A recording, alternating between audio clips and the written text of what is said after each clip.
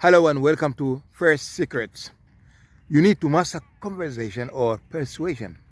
Every time you want to close a sale or in a negotiation, you need to know exactly what you are going to say. And the difficult time to think what to say is when you are actually saying it. There are some phrases that you need to master them so that your conversation can go smoothly or you can close the sale smoothly. First thing is to say imagine. When you say that, imagine this and this and this happens, because people visualize things when they are thinking. For example, when there is a film, people just concentrate on the film and they follow it smoothly.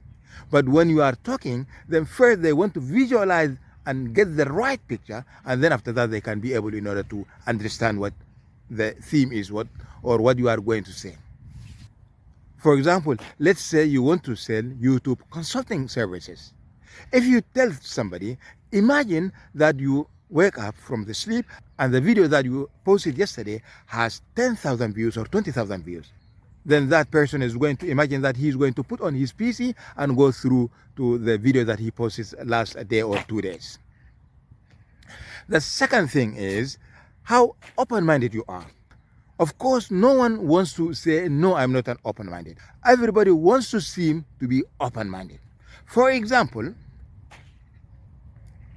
if you tell somebody that you are going to invest heavily, but you can get enormous return when your tax bill comes, then that person can say that, now I understand what you are talking about.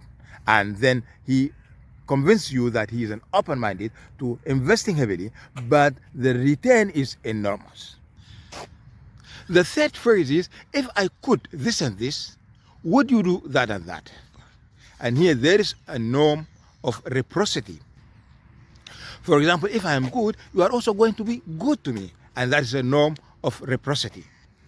If you tell your customer that I am going to give you a big discount to purchase a bulk order, are you going to place it today? Are you going to pay it today?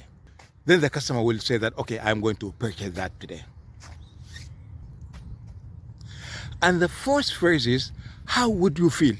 For example, if you try to do something good for your customer, then he won't say that he is not feeling good, or he will not say that I'm feeling bad.